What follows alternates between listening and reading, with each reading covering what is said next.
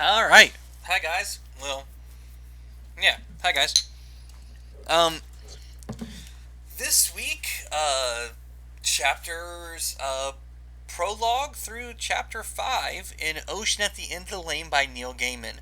Um, these first 5 chapters get us to the crux of the conflict. So it introduces the characters, it introduces the story, introduces the world, it sets up the frame narrative. I think that we talked a little bit about the frame narrative and the idea that it's a story inside of another story.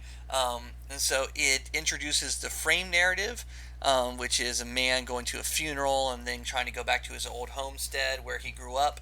And then it gets us to the main point of conflict. All right.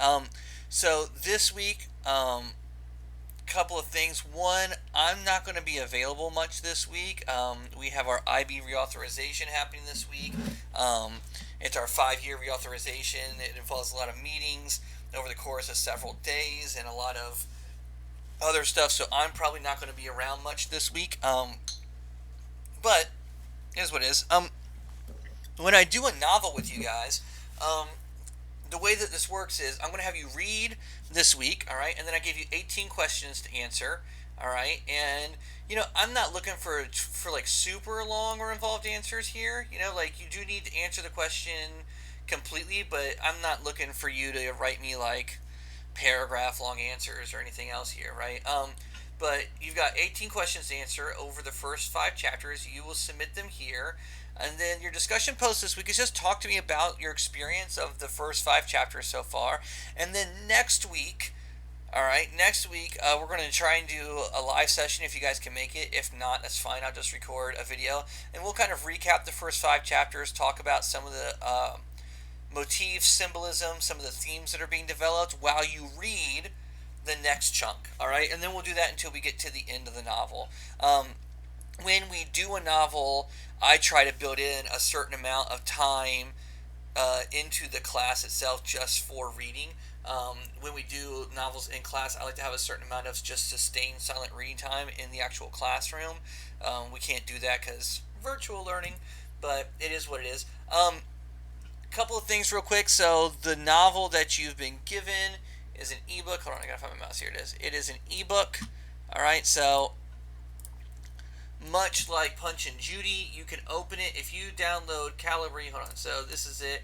If you download Calibri, you can just right click and you'll want to the ebook viewer here. All right, the ebook viewer. You'll open that and it will open it as an ebook. All right, and it'll give you table of contents, and then you can go and all the way to chapter 5, which, by the way, this book is a very short book. It will not take us too long to get through it all. All right. If you don't want to use Calibri, there's a variety of different platforms that you can use to read ebooks. I don't really have a specific one that I think that you have to use or should use. I just like Calibri because it's free and it's very simple and it works. Hold on, let me see here. So, for instance, if you wanted to read Ocean at the End of the Lane in a Kindle app, you can do that. Alright, this is it in a Kindle app. Same thing. It's got it all broken up. So on and so forth. So, if you wanted to read it in the Kindle app, you can do that. There's one that's in the browser. So if I use Chrome, hold on one second here. So if I use Chrome, I've got an ebook.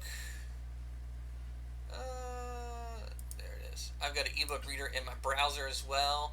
I forget what this one's called. I think it's called EPUB Reader. Alright, EPUB Reader just works in Chrome. And it does a pretty good job as well. It's not as easy to scroll through, but it also gets the job done. So, I mean, like, once you have the file, you can just kind of use whatever program you want. If you want to use a different ebook reader, you can just Google ebook readers. There's a ton of them out there. Go for it, all right? Yeah, and then this week, you're just trying to get through the first 5 chapters while answering these questions. And then, like I said, next week, we're going to review some of the themes and motifs. I do want to encourage you. Last week we talked about magical realism. I want to encourage you to consider the elements of magical realism that are also popping up in the midst of this work as well, because they are definitely there.